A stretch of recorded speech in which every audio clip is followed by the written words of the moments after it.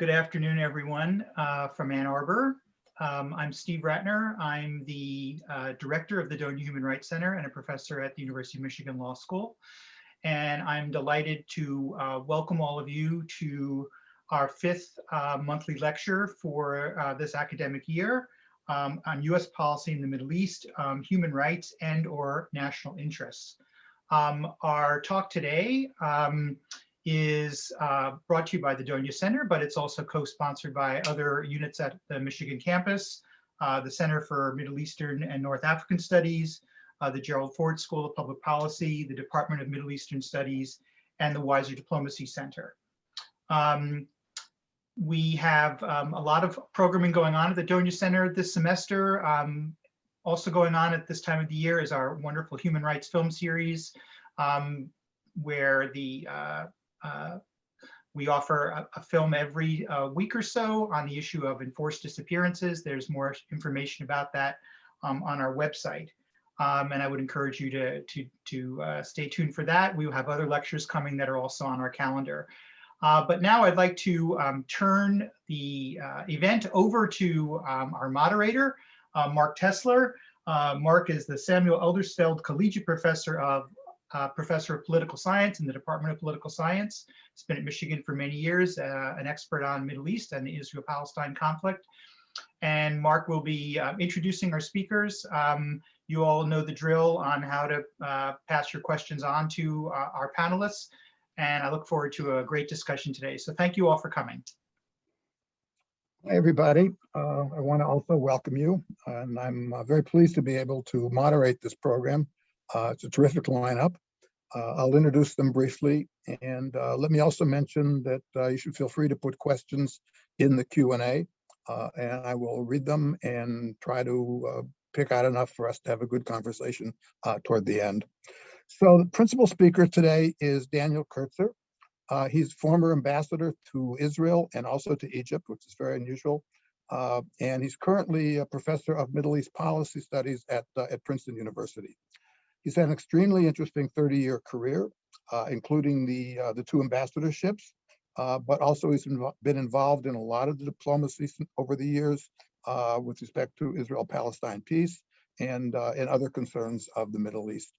Since coming to Princeton in 2006 and beginning to teach there, he's co-authored 2 books. He's edited a 3rd book on peace process, which in fact I've used in one of my classes. And he's written numerous articles and monographs on U.S. foreign policy. So it's a real pleasure to have Dan with us.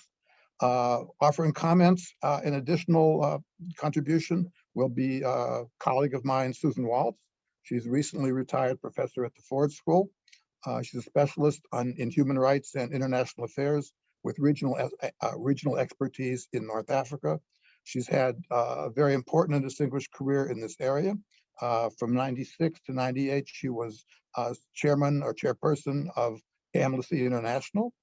She's been on the board and remains on the board of a number of national non-governmental organizations, principally those concerned with human rights. She's written extensively on the topic. I've had the pleasure of reading some of her important work.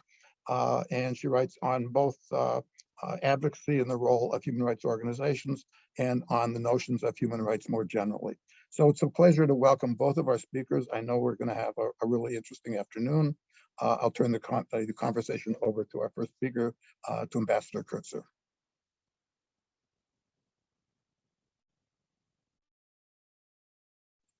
You're muted, Dan.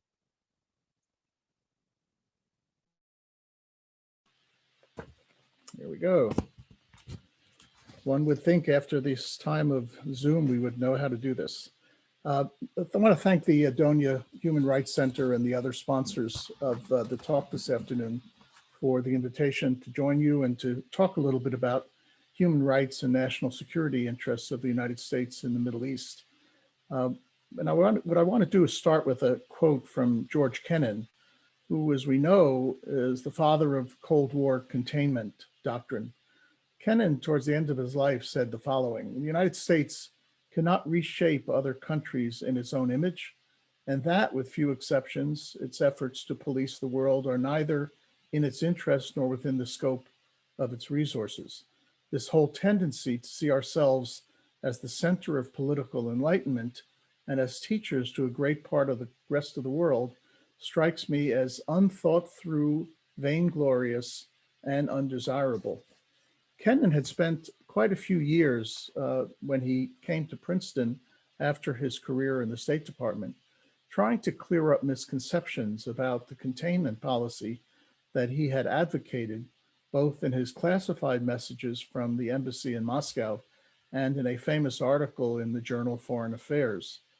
In these clarifications, Kennan argued that the most effective tool to pushing back or containing Soviet and communist advances throughout the world were not necessarily limited to power, to military might, to economic activities, but rather would be through the strength and vitality of our own institutions.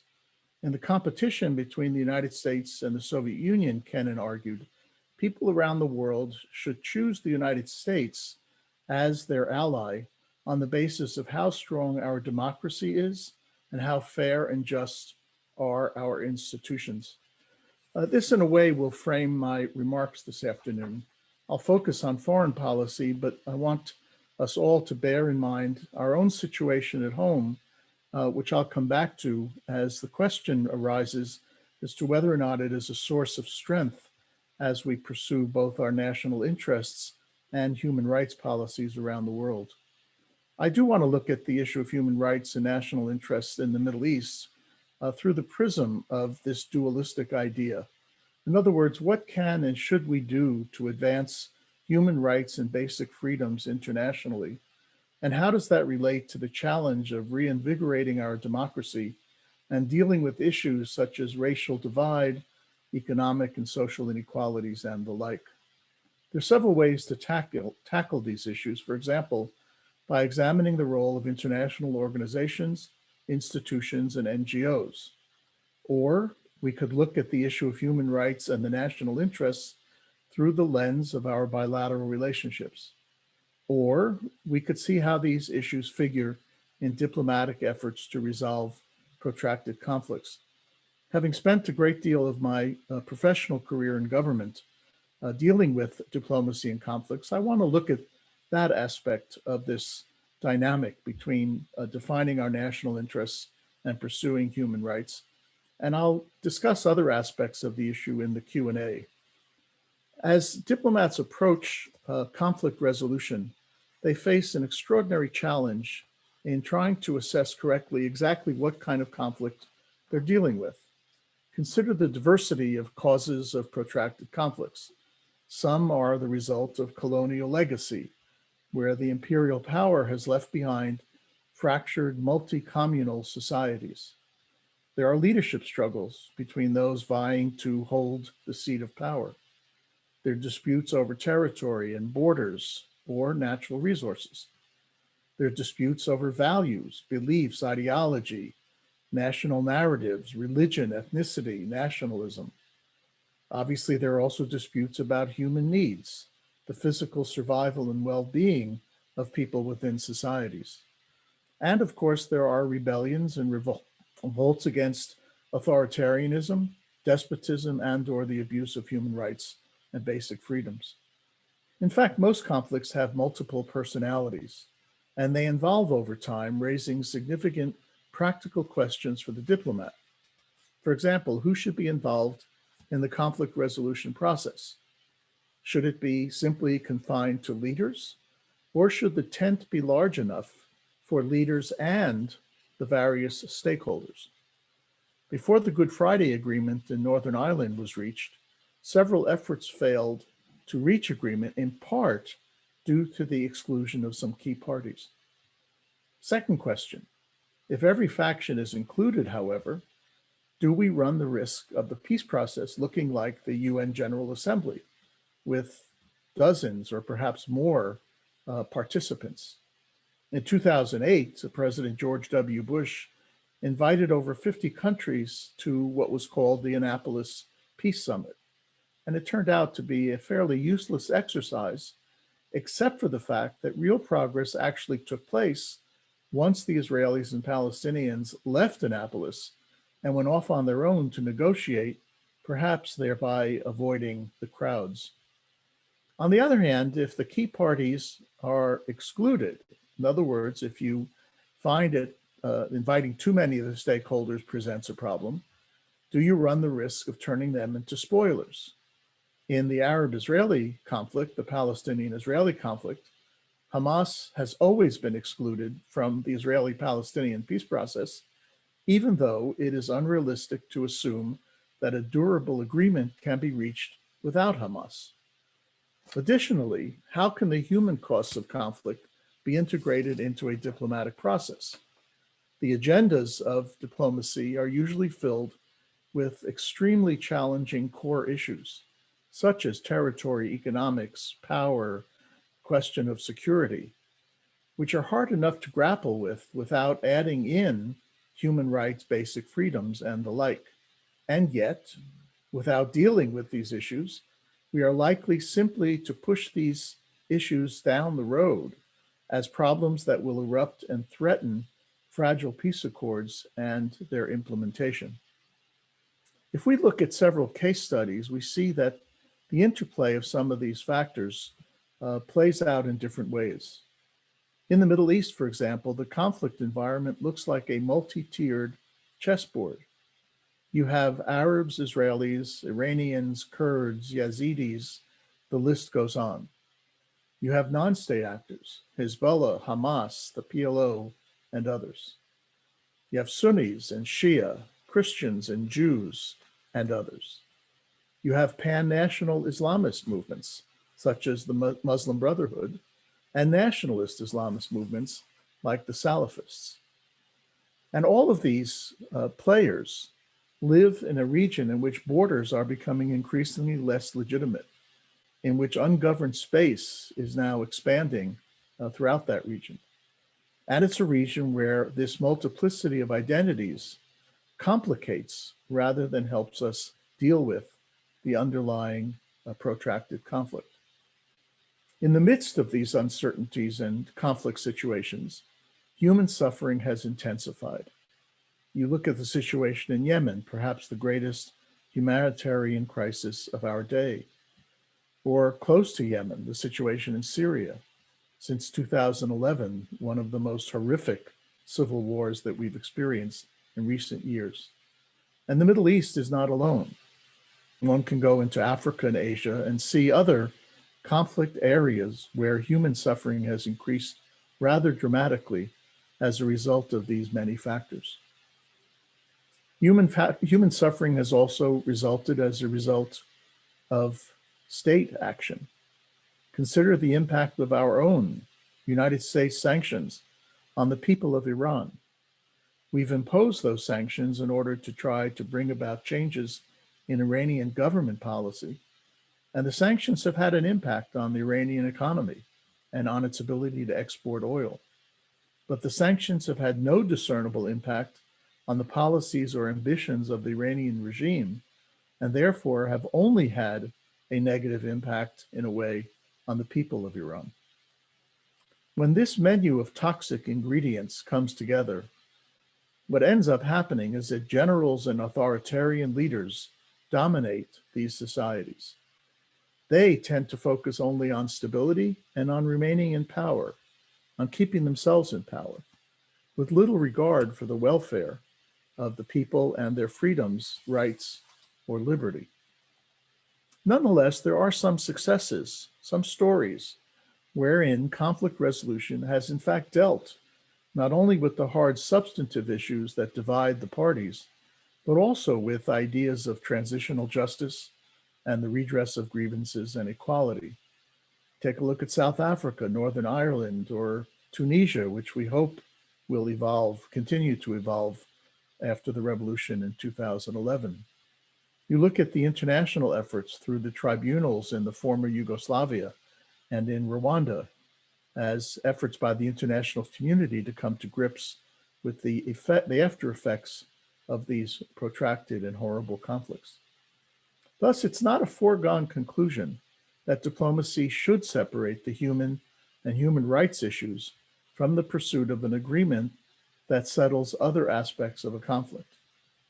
My own experience working in the State Department, primarily on the Middle East, has left me with a number of conclusions that I want to share regarding these issues, namely the pursuit of peace and the challenge of advancing human rights and freedom globally. First, as I noted at the outset of my remarks, what we say to others overseas must reflect what we do at home. We need to look very hard in the mirror and fix our own society to promote equality, rights, and freedoms. We can be better than to allow events such as the killing of George Floyd or the violence in Charlottesville or the attack on a synagogue in Pittsburgh. To the extent that we demonstrate a commitment to systemic change at home, we stand on much stronger ground to advocate for the expansion of freedoms and the respect for human rights abroad.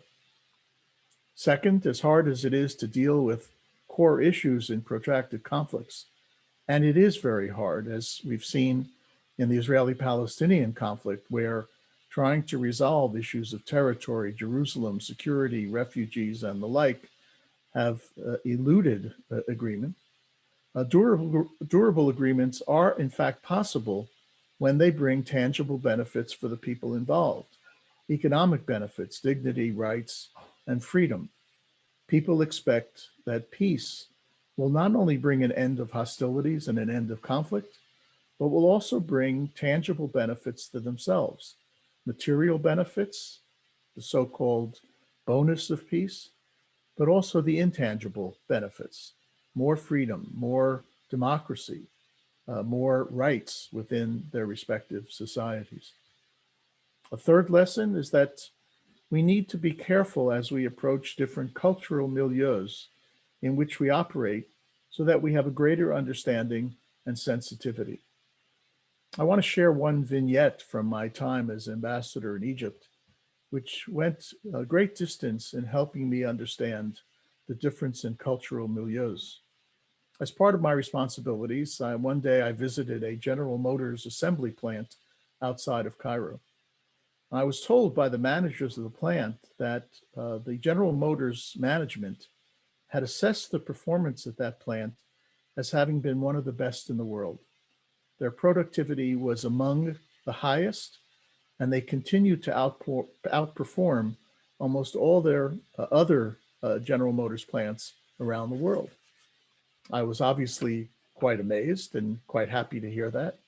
And I asked what it was about the plant, about the personnel that had led to this outcome. And the manager said it was quite interesting. When they first arrived in Cairo, some 2 decades before that, the performance and productivity at the plant was among the lowest in the world. And they couldn't figure out how to raise productivity levels. And so they tried to use the tools that managers in Detroit and elsewhere were using to stimulate higher productivity. They called the employees together and offered incentive bonuses for higher productivity.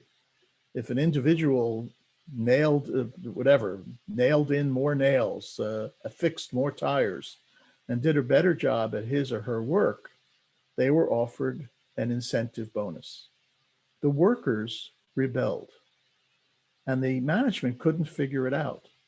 And finally, one of the workers stepped forward and said, "We don't operate that way here. We operate as a community.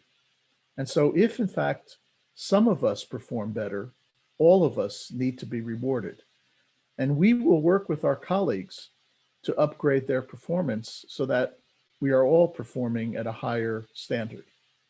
In other words, the individualism that marked productivity issues in other General Motors plants was not going to work in Cairo. It wasn't going to work to such a point that the workers didn't want individual bonuses. What they really wanted was to see that all of them would get rewarded if the productivity level increased to a significant level. And once that happened, that plant became one of the highlights of the General Motors assembly plants around the world. So as we approach the cultural milieus in which we operate, either in peace processes or in our bilateral relationships, it is critical, and I have found that to be the case throughout my career, that we have a better understanding of where we are operating, clearly to know the language, to know the culture, to know the history, to understand the cues that people use in their daily activities and in their interactions, to understand when yes means yes and when yes means maybe, and when maybe means no, and when no means absolutely no. These are critical not just as communication and language issues, but also in promoting the kinds of values that we sometimes take for granted, but have to be dealt with a great deal of sensitivity when we're working on these issues overseas. A fourth issue is that as challenging as it is to embed human rights considerations in the process of peacemaking, a durable peace requires that governments treat their own people and those of their former adversary with respect. A peace agreement which is followed by crackdowns and other abuses of human rights is challenged. We faced that situation when I was first stationed in Cairo earlier in my career in 1979.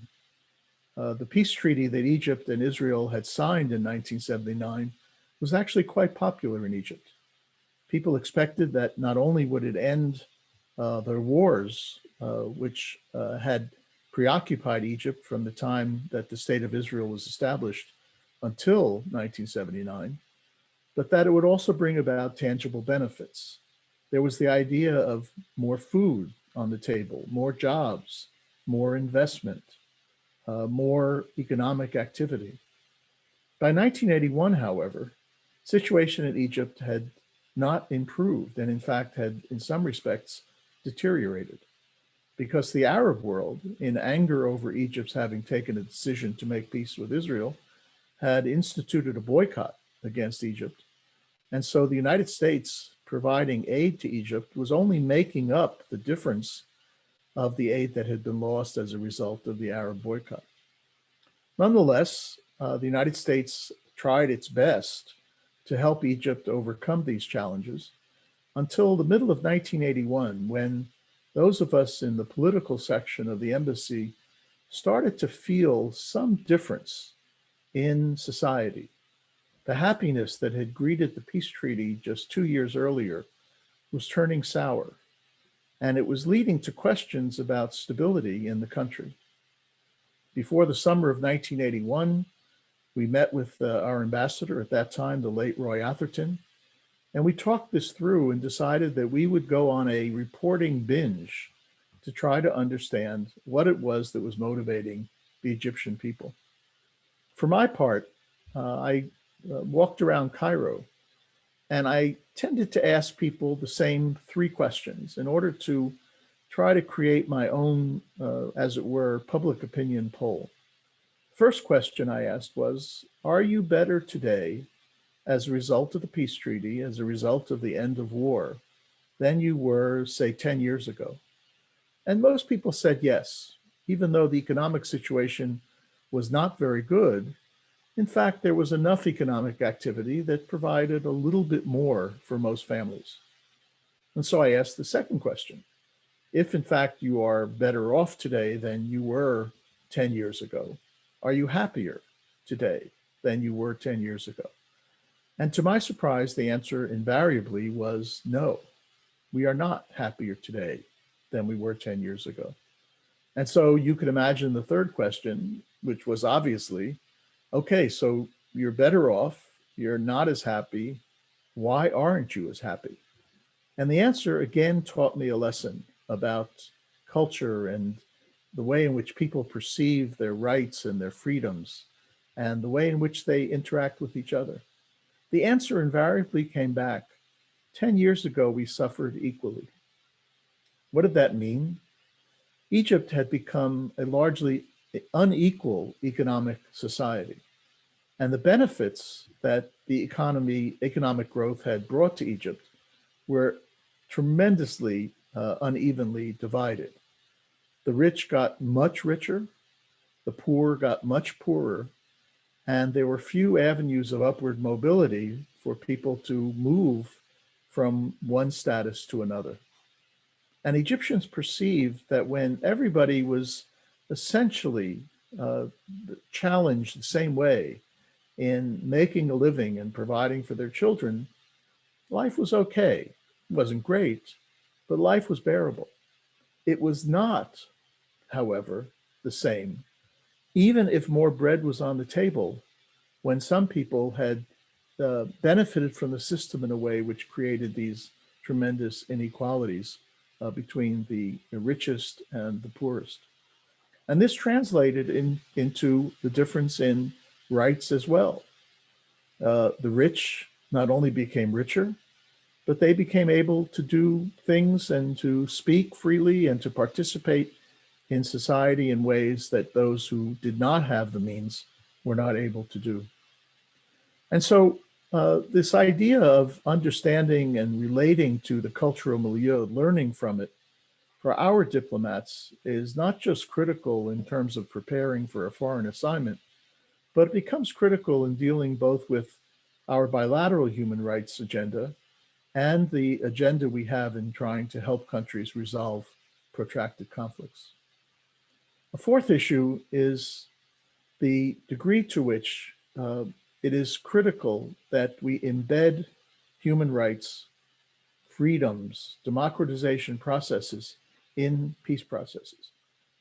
That's what makes a peace process durable. That's what makes an agreement durable. Without that, we run the risk of peace being defined as it was by the noted American satirist Ambrose Bierce as that short period between wars. Do we want to invest a tremendous amount of time and effort to reach peace agreements that rest on foundations that are not durable, but rather on foundations that do not provide for human rights and basic freedoms? In sum, as I mentioned at the outset of this talk, as much as we think of ourselves as American exceptionalism, as much as we think that we have something that we can share with the rest of the world, the reality is at any time, and especially today, in the midst of the very significant challenges that our own society faces, we need to work hard to prove that we are in fact a country that can be defined as exceptional.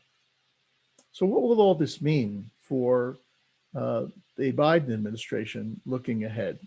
Because I do want to bring this down from the 30,000 feet level of discourse to look ahead at what the administration might do in the period of the next few years to advance not only our national interests abroad, not only to advance our human rights and freedom agenda abroad, but also obviously to do better at home. As we've seen, President Biden, Secretary of State Blinken, and others in the administration are already on record with strong support for a foreign policy that embeds the advancement of human rights in the definition of our national interests. And they've made that clear in their earliest contacts with foreign governments. If you've tuned in to any of the White House press briefings at noon, you've heard Jen Psaki, the White House spokesperson, be very clear that we will judge our relationships with a number of countries based on their performance of their human rights and freedom responsibilities. President Biden has already acted in this direction.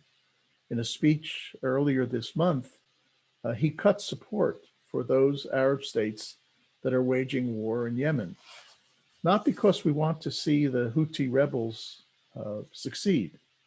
They are as responsible for human rights violations as those who are fighting against them. But the United States under President Biden will not support continuation of the kind of activities in Yemen, especially by its Saudi supporters that exacerbate and worsen the human rights situation in Yemen. Specifically with regard to Saudi Arabia, the administration has also indicated that the relationship between our two countries, which will remain strong with respect to ensuring Saudi stability and security, will depend on progress on human rights and political and economic reform. This has clearly helped already in stimulating the release of a noted human rights activist in the kingdom since President Biden came to office.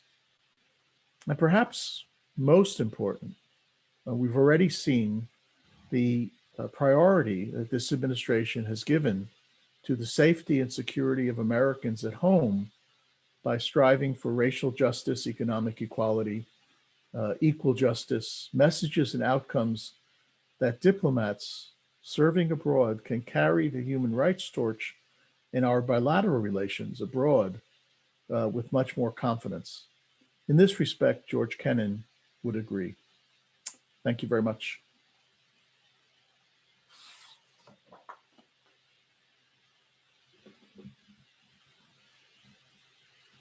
Thank you very much. That was very, very thought-provoking, and I know we'll have a lot of questions. I've already taken a peek at the Q&A site, and there are questions coming up. So we'll be getting back to you in a little bit. I introduced Susan Waltz before, and we'll now have some comments from Susan. Okay, thank you. And thank you, Ambassador Kurtzer, for this overview of U.S. foreign policy considerations in the region, and for making the link between the work to be done at home and foreign policy abroad.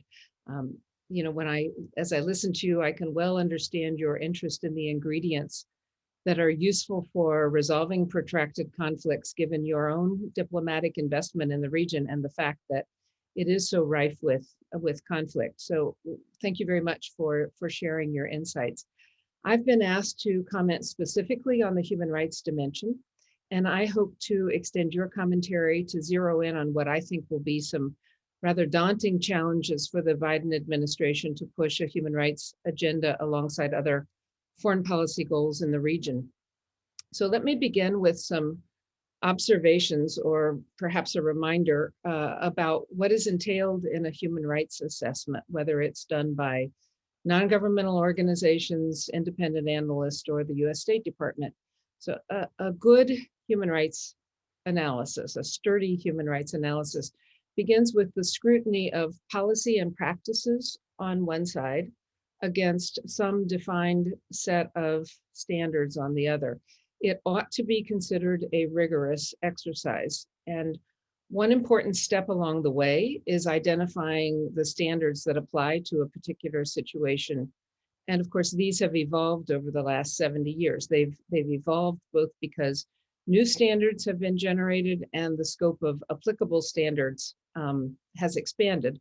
Or in the case of the State Department, Congress has decided to add a particular human rights concern to the mandated list. But several Middle Eastern states, as everybody realizes, are in a situation of active conflict or military occupation.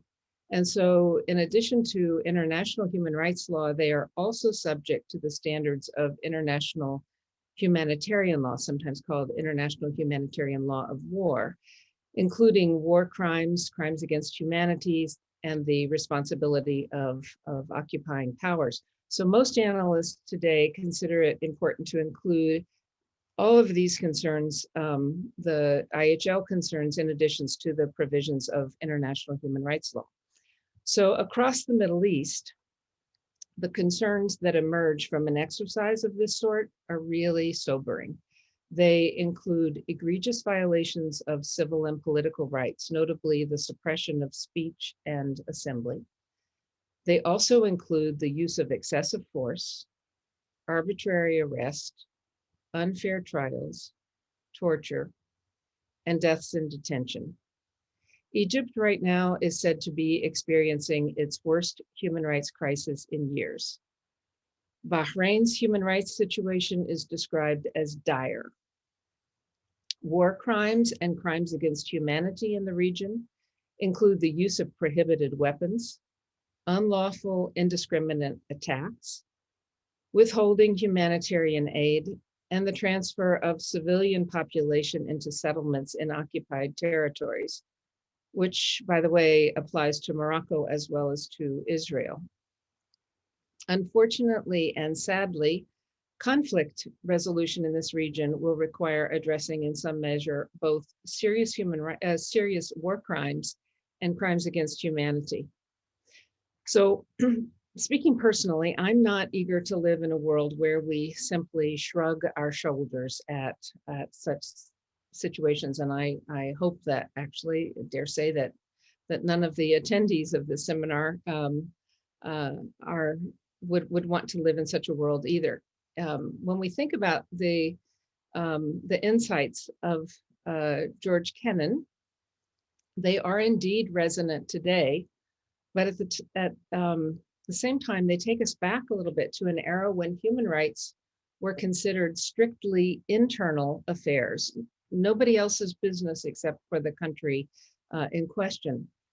But if today we accept that human rights and welfare are a shared global responsibility, then the question immediately becomes, in this world of sovereign states, who or what entity has authority and responsibility to end abusive practices and call abusive governments to account? NGOs may call attention to problems, but they have no authority to address them.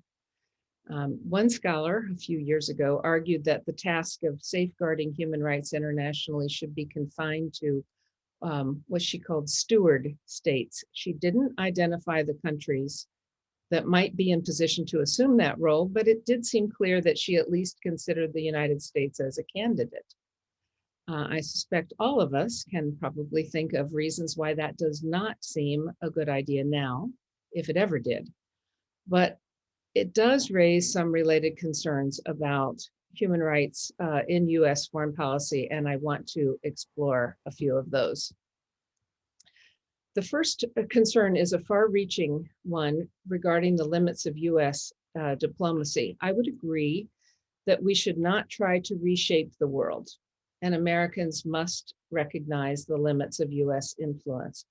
But I think we're also up against a more trenchant concern that I would put in the form of a question. Does the United States today even have the moral authority to credibly advocate for human rights? It's a question that actually makes me a little sad. From my own experiences, I can recall a particular moment in the 1990s when a US ambassador was able to take specific and effective action to protect human rights advocates in Tunisia. I can also recall a very difficult moment that I had in Egypt in 2004, after evidence of US engagement in torture at the Abu Ghraib prison in Iraq were made public. In the present moment, human rights advocates are very pleased that President Biden has acted to reduce US involvement in offensive military operations in the Yemen war. But welcome as that is, that action does not remove the years of complicity with the Saudi-led coalition. It was, after all, a US-made laser-guided bomb, that is a so-called smart bomb, that brought death to a bus full of Yemeni school children in August 2019, and that incident has not been forgotten. The US is not widely perceived now as occupying high ground. As indicated in Ambassador Kurtzer's remarks, this is not a good moment to project moral superiority or to try to give lessons to the world, to pick up on Kennan's phrasing. So we return to the question of who or what entity has moral authority and influence to end abusive practices and call abusive governments to account. Besides Europe, which brings problems of its own, the logical alternative to casting the US as a champion of human rights is to revert this question to the UN as the one multilateral body with a legitimate claim to represent the world as a community of nations. But we have seen too often how the UN itself can be dragged into the mire and rendered ineffective. So here I want to turn to Ambassador Kurtzer to ask what you think of the prospects of the US pursuing its human rights objectives by helping to invigorate multilateral processes. Do you see value in multilateral efforts to enhance respect for human rights? And how do you see multilateral approaches fitting into the toolkit of US diplomacy in the region? I'm thinking primarily here of human rights concerns, but of course the question also applies to conflict resolution, as with efforts of the quartet with Israel, Palestine, or the P5+1 group that negotiated the agreement with Iran. My final comment about US foreign policy and human rights relates to some opportunities. There are several countries where the US continues to have special relationships, and it may be possible to use diplomatic leverage to encourage attention to human rights concerns. Egypt is one such country, Saudi Arabia is another, Morocco, Tunisia. Israel would probably be at the top of anyone's list in that regard. And I think that the human rights concerns there are sufficiently distinct to merit a few additional kind of targeted comments. So without going into a lengthy or a detailed discourse, it's worth noting that there is a significant shift underway in how Israel's human rights performance is seen and evaluated by clear-eyed human rights analysts, a shift that could potentially have some impact on or consequences for US diplomacy. So briefly, for many years, it's been conventional to treat territorial Israel and the occupied Palestinian territories as separate entities for the purpose of human rights analysis.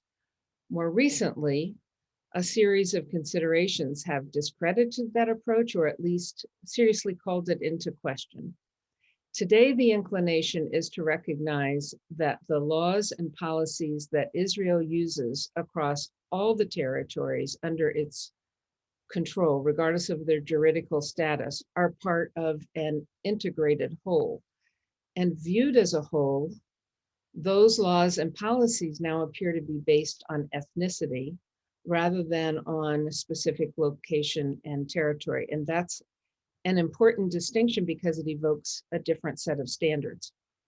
The holistic view has led many analysts in Israel and beyond to conclude that while particular laws and policies vary by circumstances, Palestinians face systematic discrimination by the Israeli state wherever they live and whatever set of policies and laws and policies apply in their own particular circumstances. And this understanding, this holistic understanding of Israel's human rights profile as institutionalized discrimination is gaining traction.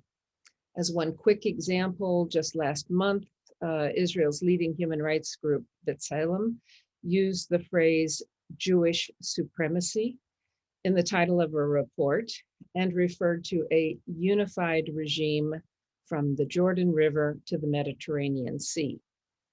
This perspective on Israeli human rights policy and practice, I believe, is an emerging political reality that the Biden administration is going to have to confront with Israel and with constituents here in the US. That would be a very different approach from a conventional diplomatic approach of responding to particular human rights issues and concerns as they arise. So speaking broadly, I think it's relatively easy to note and respond to discrete concerns, but diplomatically, it seems more challenging to address another state's systematic abusive practices that are embedded in law, policy, and culture.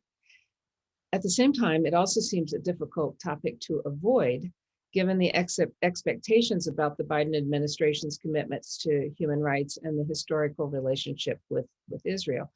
So I do wonder if the US's own renewed efforts to address the legacy and continuing reality of racism at home could open the door to productive dialogue with Israel about systematic discrimination. But I must confess to having trouble imagining exactly how that would go. So Ambassador Kurtzer, I'd be interested in your thoughts about this or any of the other comments that I've made. I'll stop here and look forward to the continuing conversation.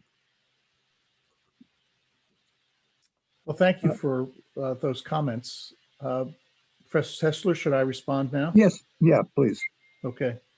Let me take up two issues that Professor Waltz raised in particular. One is the question of whether multilateralizing the pursuit of human rights issues may be a more effective way to proceed than assuming that a particular country, whether it's the United States or even a combination of countries, might be effective.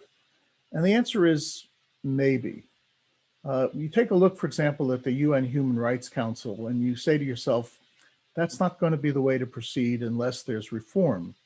Now, the good news is the Biden administration has decided to rejoin the Human Rights Council, but has also said that it expects that council to reform itself if it's going to be taken seriously. And it's hard to take the Human Rights Council seriously, given the fact that it consistently elects members who are among the most egregious violators of human rights around the world and spends almost all of its agenda focused on Israel, which will get me to the second question in a moment. So if we want to think about using multilateral or international institutions, then we have to find a better way to balance how those institutions relate to the rather awful system of human rights that prevails around the world, and not focus on a particular country or even a particular region because of political reasons. The United Nations is a terrific mechanism, and it does a great deal of good work, except when politics intervenes. And that has been part of the problem in the Security Council, for example, in dealing with conflict resolution and peacekeeping and the rest. When you get to most of the specialized agencies, you see tremendous expertise and experience being brought to bear on a variety of issues around the world. But once you get the politics and the political alliances playing out on a UN landscape, it's quite a different story. So a qualified maybe on that first question. I think the Biden administration is prepared to give it a shot. I don't know if the existing members of the Human Rights Council will be prepared to go along with reform. And if they're not, then it will be hard to make the argument that the UN is a place to turn. And that it relates to the larger question that Professor Waltz raised. One of the interesting things about President Biden's agenda is that it is so overpacked with fixing our problems at home that it's hard for any foreign issue to rise to the top of that agenda. Surely the situation of the Iranian nuclear program, surely relations with Russia and China will occupy some of the president's time.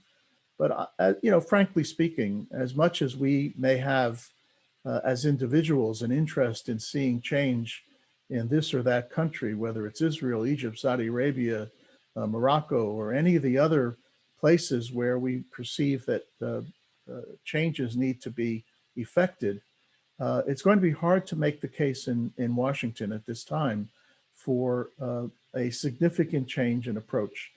Now, I would also add that, and I'll say this carefully, I think it's patently unfair to spend as much time as the world spends on dealing with Israel relative to other countries and other places.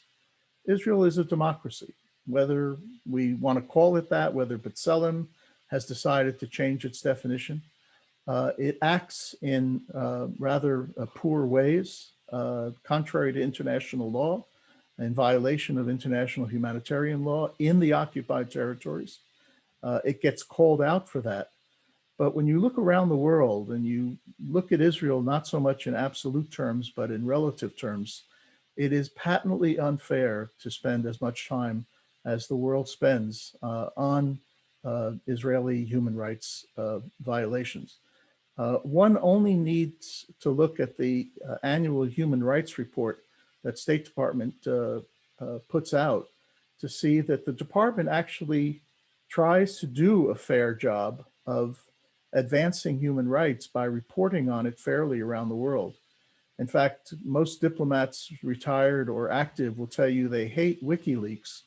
But one of the advantages of WikiLeaks is the way in which people got a peek at what we were doing overseas to try to advance bilateral human rights concerns. I spent an awful lot of time in Egypt dealing with President Mubarak back in the period 1997 to 2001 on human rights, both on individual cases, but also on the broader questions of basic freedoms and treatment of the Coptic Christian minority, and the degree to which the government was not permitting space for political activity. We do a lot of that work behind the scenes. It doesn't get reported publicly, except unfortunately in a WikiLeaks, but it does suggest that our diplomats are trying their best to advance this agenda around the world. So I think on both questions, the UN can do a better job. I hope the Biden administration can encourage it. I think Israel needs to do a better job, but I think we also need to balance the criticisms that are leveled against Israel with an understanding that it is not the most egregious human rights violator in the world, even in its treatment of Palestinians in the occupied territories.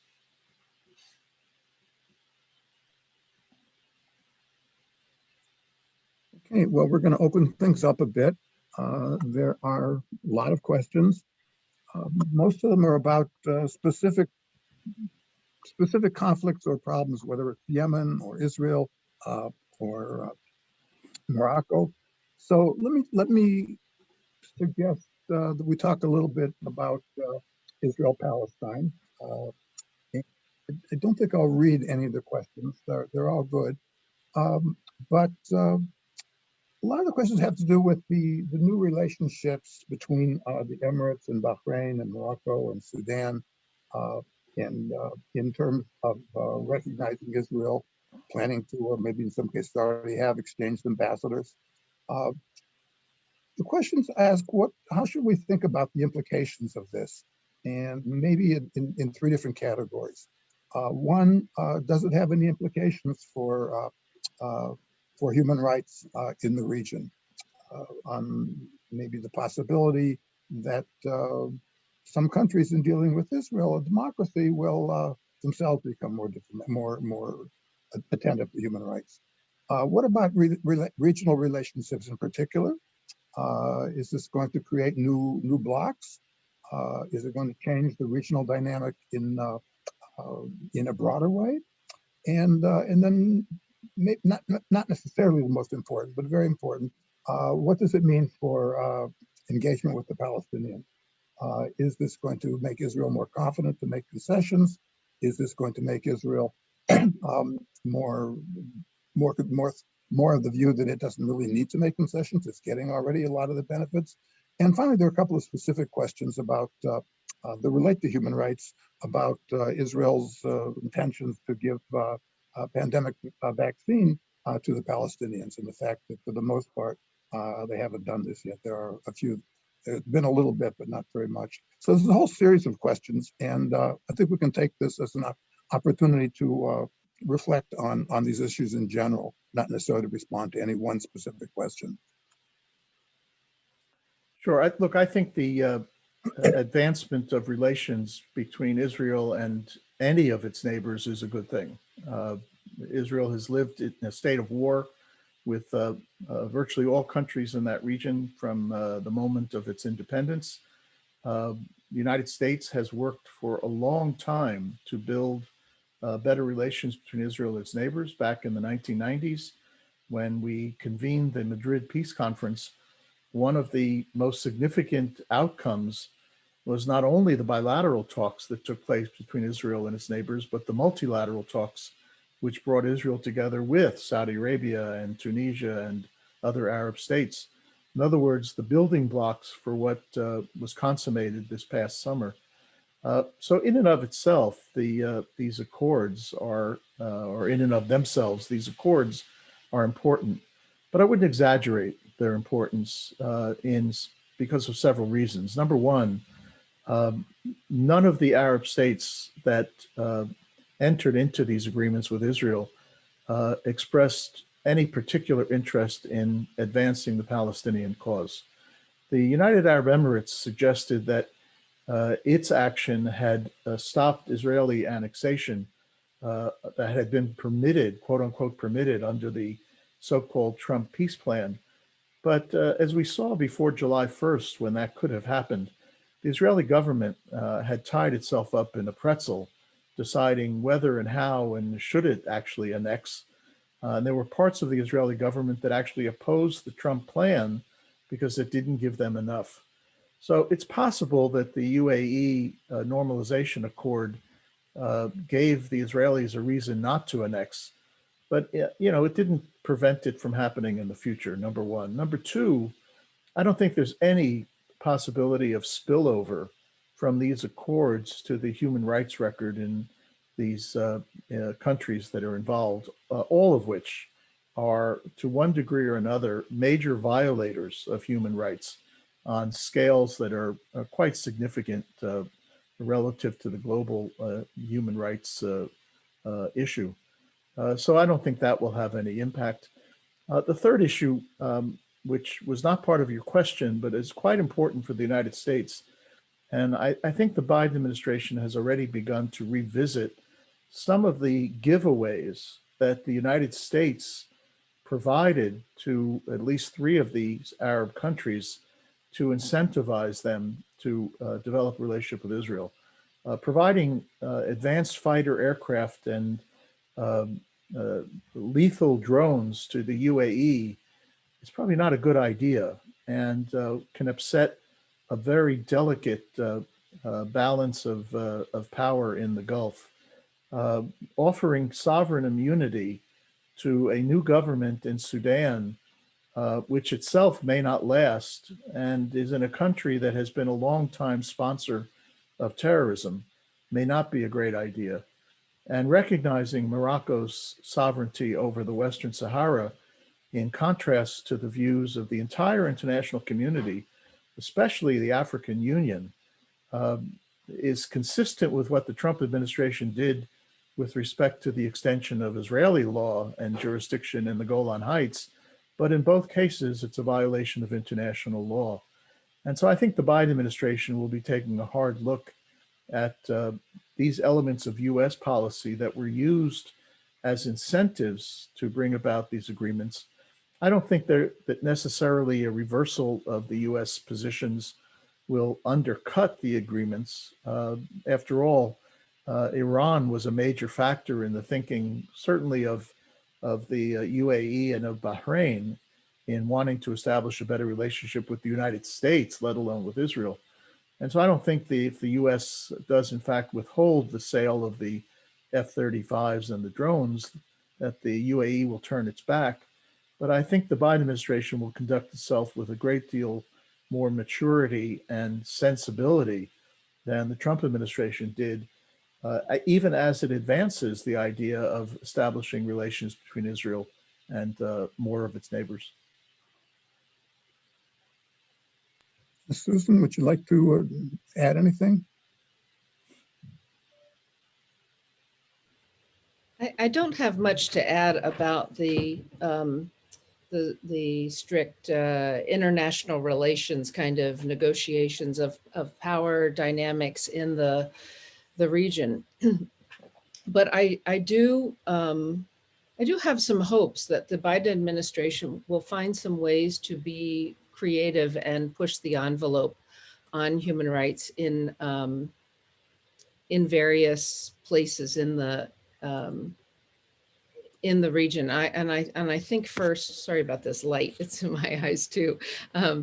I think first about the 2 countries of Egypt and Israel, because the situation is the offenses are so egregious right now, and basically strongman rule is so effective in Egypt that I think it is really it's a very pressing issue that needs to be addressed. And with Israel, I think there is such an opportunity that I would really be very disheartened if this moment were seen as a moment to dump on Israel rather than a moment to partner with Israel to address issues that are parallel in our own two countries. That's what I was really trying to get at in my comments. The United States, as you pointed out, Ambassador Kurtzer, is really facing up to some of our own serious work to be done on racism and systemic discrimination. And the discriminatory practices that I was thinking about with regards to Israel are in Israel proper as much as they are in the occupied territory. So the limitations of citizenship rights and the consequential restrictions on Palestinians for acquiring property or living in certain communities or accessing healthcare, et cetera. Those seem to me to be areas where the US could, with some imagination, constructively engage with Israel and perhaps move the dial a little bit. And I'm not looking to the Biden administration to try to do an Obama retake. And anyway, I have serious doubts about whether it's possible, given the erosion of the U.S. status as a guarantor of human rights in the region, but around the world. But I think that with countries with whom we have been close, there is still some opportunity to have new conversations. More of the WikiLeaks conversations. I understand that I followed some of that with Tunisia, and I know how important some of those behind the scenes conversations were with that country, and I imagine them to be the same in others. But I think that if U.S. diplomats were to adopt the kind of humility that you suggested in the talk about recognizing that we certainly aren't perfect, and we need to do what the Europeans did with human rights standards to start off with. We need to apply them to ourselves first. That hopefully ought to create some new space for engagement. So there are a number of questions that ask about U.S. policy toward dealing with human rights issues in a number of specific countries. And some of this you've already touched on, but I think people are asking for a little bit more if there is. Egypt has been mentioned in that context. And of course, we've talked a bit about Egypt already. Bahrain, which Ambassador Kurtzer made a very brief reference to, but we didn't get a chance to discuss it in any detail, is certainly a place where this is relevant. And then Saudi Arabia in general, and Saudi Arabia in response to Yemen. And one of the questions asks what the U.S. position will be should we manage to get to a place where there are peace talks. What will the U.S. position be about the role that Saudi Arabia should have in these conversations?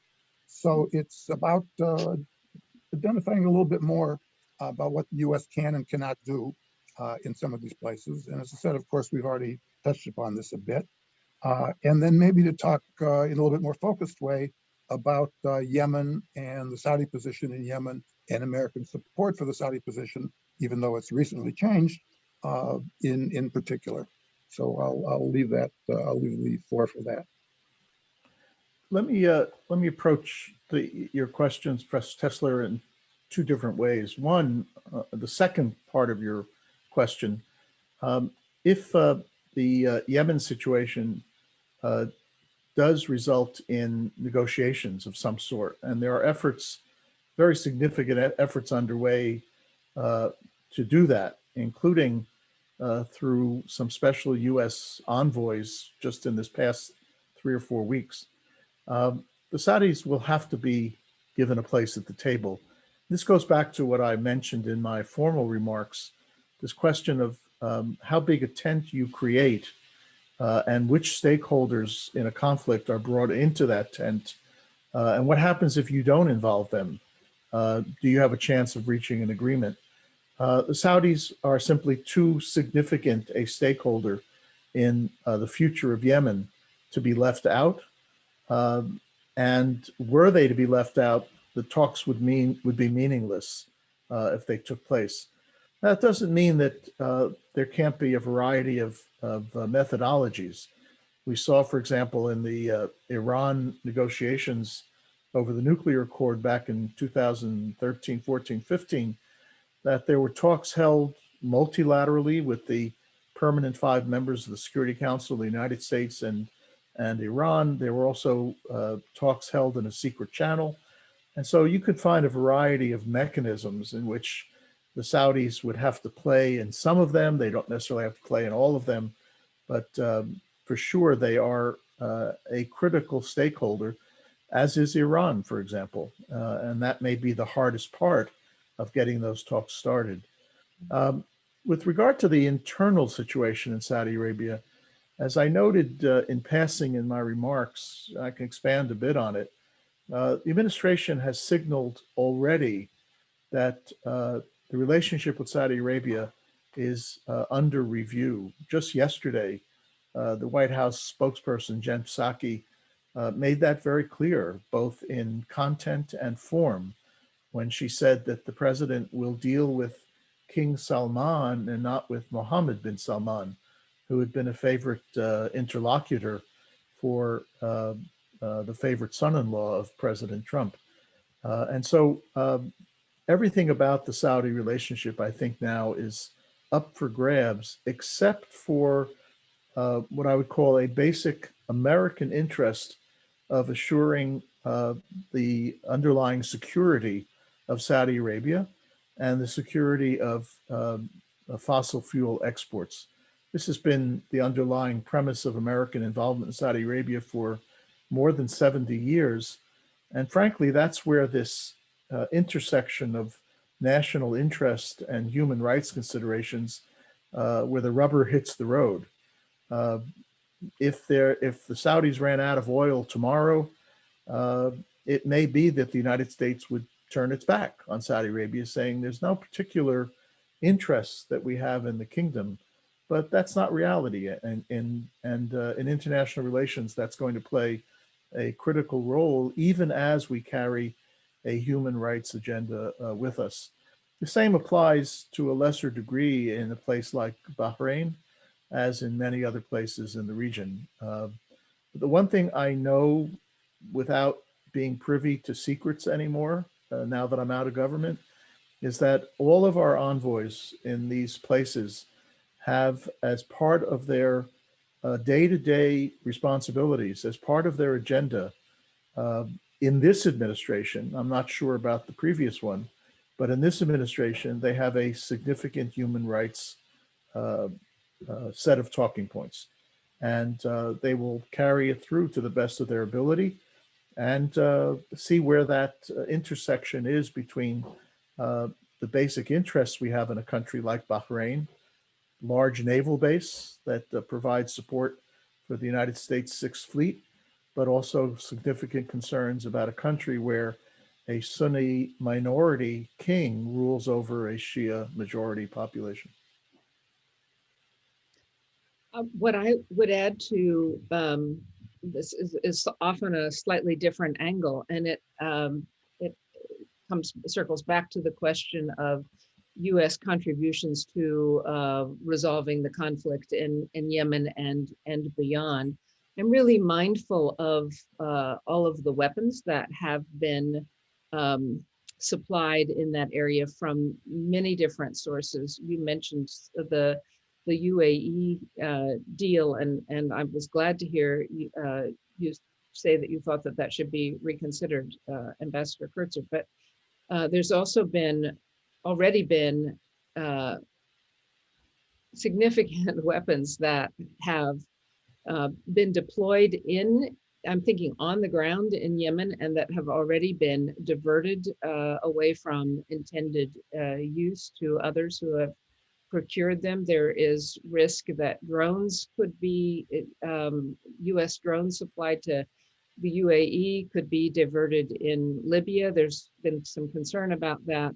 The weapons that that were out of Saddam Hussein's old arsenals, many of those are still in circulation and were used in Syria and Iraq.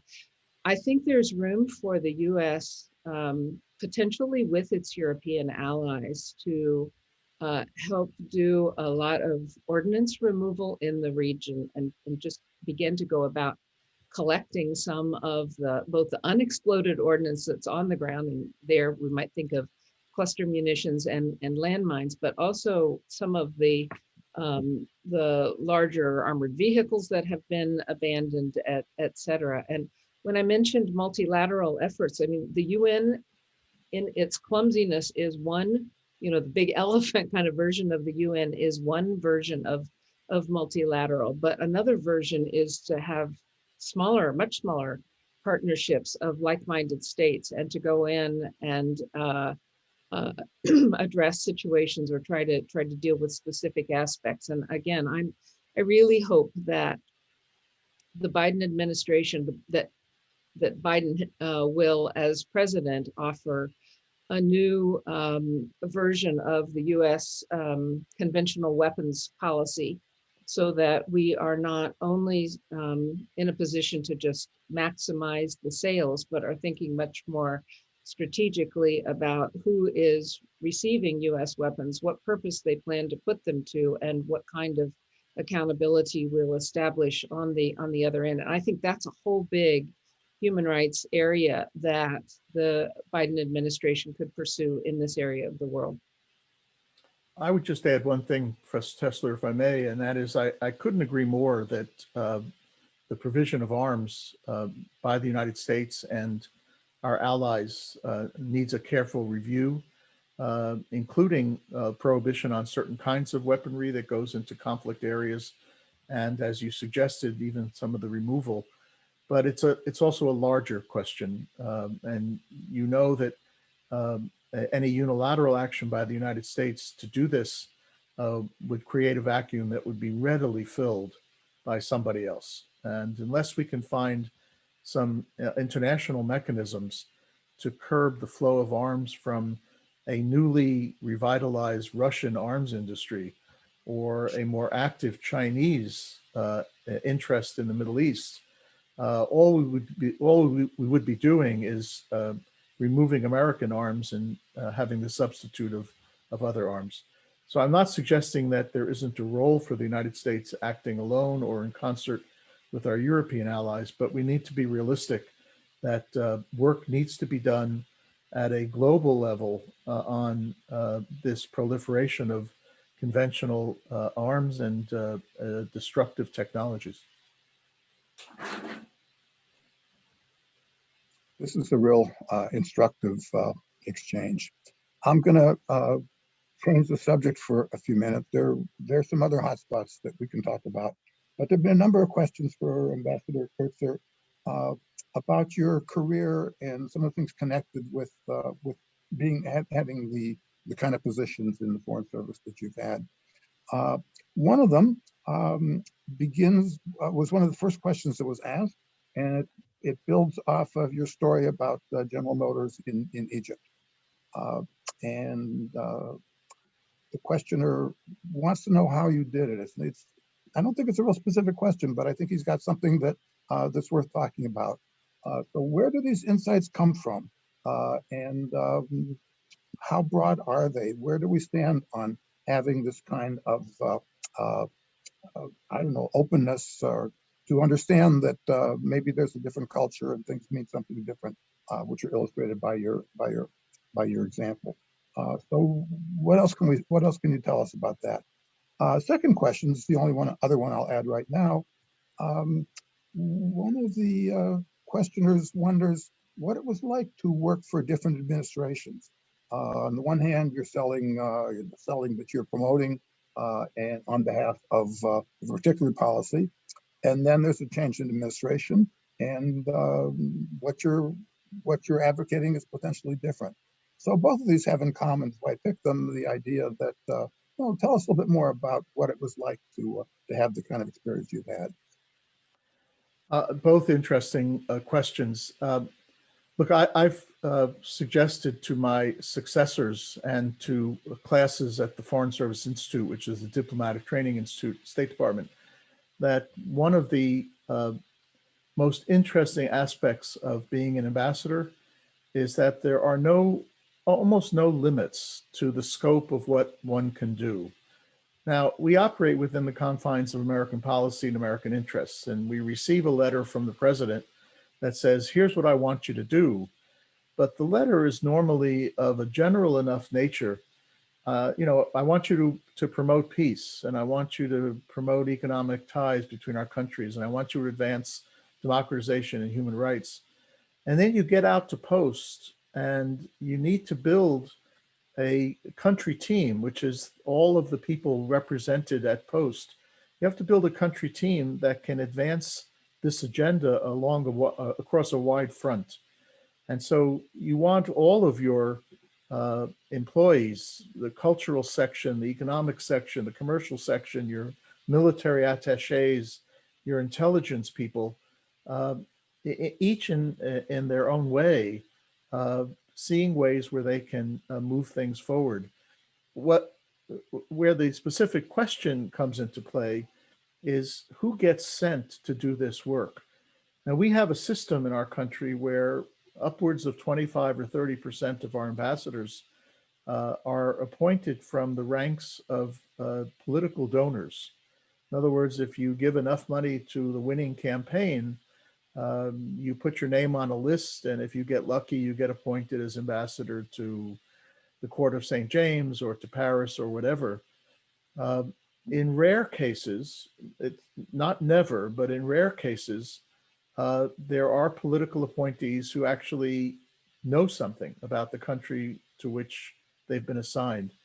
But those are rare cases. And so you end up with an ambassador that technically has this broad range of possibilities, this broad reach, who doesn't know much about the culture, who probably has not studied the language, doesn't know a lot about the history. We've seen cases in recent years where some of our outgoing ambassadors, political appointees, are not even sure who's the prime minister or president of the country that they're going to. And so we lose a tremendous opportunity. I found in my 2 assignments, I was appointed to Egypt by President Clinton and appointed to Israel by President George W. Bush. I found that the scope of activity in which I could engage was essentially endless. I had, consistent with our theme today, I had numerous very deep conversations with President Mubarak about human rights. Saw a little bit of progress, but not much. We also dealt with cultural antiquities in Luxor that were being destroyed by saturation of water. We developed the forerunner of a free trade agreement between the 2 countries, which required Egypt to undertake some very significant structural and macroeconomic reforms. We advanced our intelligence cooperation and sharing. In other words, almost wherever I was able to move and to operate, and wherever I cast my eye, if there was enough time in the day, we were able to do it. But in my own case, I came to Egypt with a doctorate in essentially in Middle Eastern studies. My Arabic is not great, but it was okay. It got better over time. I got to Israel with a fairly significant fluency in Hebrew, again, drawing on an academic background. And that helped a great deal because I think that I was able to start from an understanding of that cultural milieu that perhaps others had not. And yet, even so, as my story about GM indicated, there were parts of the Egyptian culture that were surprising and which I learned about. At the beginning of my career, when I was in the introductory course for diplomats, They asked us what we wanted to be when we grew up, and 60 of the 62 incoming diplomats said they wanted to be ambassadors. And I was foolish enough to say, I just want to have an interesting career. But having been an ambassador in two important countries, I'll tell you, there was nothing like it. And I think we accomplished at least something on various parts of our agenda. Conversations with the Prime Minister Sharon, very deep conversations that took place against the backdrop of an ongoing Palestinian uprising and a very significant Israeli security response. That period marked almost my entire tenure in Israel. And I talked with the Prime Minister about the possibility of changes in Israeli counterinsurgency and counterterrorism policy, in which Israel was targeting large communities as almost collective punishment, which only widened the area of conflict. Why did I know that? Because my doctoral dissertation had done some work in that area, and I happened to have benefited from it. And the Prime Minister and I had very deep conversations about this. So in a sense, I can't resist my advice to those of you hoping to enter diplomacy is to, practice, practice, practice, and study the areas that you are hoping to work in and the languages, and develop the cultural sensitivities. And it helps very much in carrying out the functions of the role.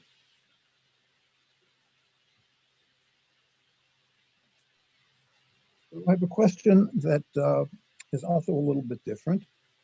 It is about American policy, American foreign policy, and human rights, but it's not in the Middle East. And it comes from a professor of sociology here at Michigan.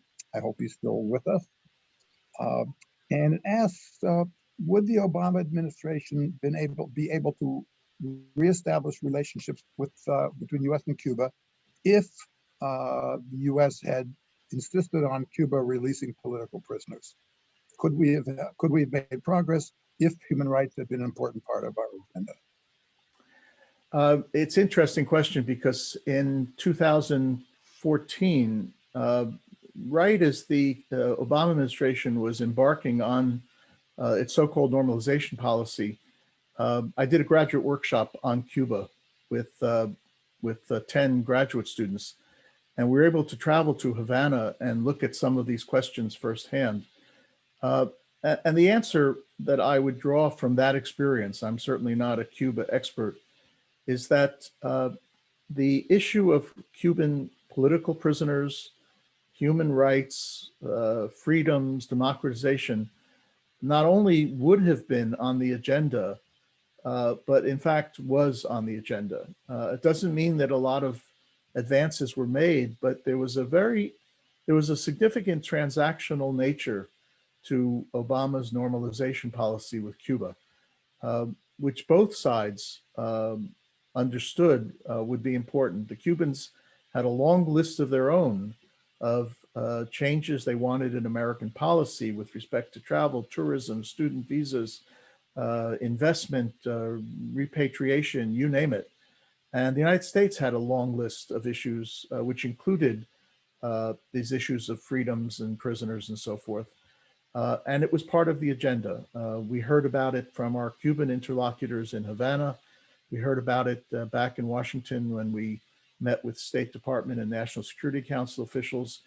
And had that policy continued beyond the Obama administration, we would probably be in the midst of this period of evolutionary change as a result of transactionalism. But as you know, it was reversed in 2017 under the Trump administration. And so to get it back in process again will be hard, and we'll be back at go, and we won't collect $200 and we'll have to start over again. But I'm certain that these issues will be on the agenda, even if they're not delivered as delivered in advance by either side. Number of questions that ask about Iraq. They're not particularly focused on human rights issues, but they have to do with what our actions have and have not produced, where we might go from here, and where, based on your analysis, where Iraq might go from here. And there's one question that asks, how should we think about, or how would you think about the link between America's presence and the emergence and rise of ISIS? So there are a lot of different parts to this, and I don't know if you need to try to go through all of them systematically, but I think some sense of what we have done and what we will be doing or should be doing in Iraq, with including a human rights perspective. 18 years now after our invasion of Iraq in 2003, we are still suffering from, I guess I would call it, original sin. The purposes of that invasion were never clear.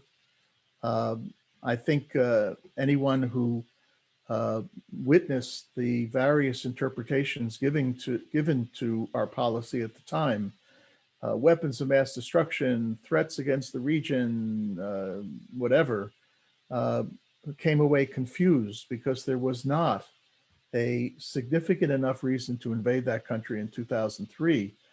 There was a reason for the United States to reinvigorate the sanctions and international consensus that existed after the first Gulf War to constrain Iraq's aggressive ambitions. You remember, as a result of Iraq's swallowing up of Kuwait in 1990, an international coalition sanctioned by the UN Security Council pushed Iraq out of Kuwait. And George H.W. Bush, the president at the time, adhered to the UN Security Council restrictions by not going after the regime. And he said for the years afterwards that the UN had given him the mandate to remove Iraq from Kuwait, and that's what he did. What we found in 2003 was that there were people who were unhappy that that president had not removed Saddam Hussein, had not gone after the Republican Guard, and they were anxious to have a redo of the first Gulf War, but without a reason. There was no Iraqi invasion of a neighboring country in 2003. There was no evidence of Iraq's complicity in the 9/11 horror that was perpetrated on us. And that's why I call it original sin. But having gone in a sense, you remember the Colin Powell argument, if you break it, you own it. And we broke it. We dismantled the army, sending people home with their weapons. And Professor Tesler, one of the questions was the rise of ISIS or ISIL. There's a straight line between the dismantling of the army and the rise of radicals who use the weaponry and their knowledge of military tactics in the radicalism that created both Al-Qaeda in that area as well as ISIL.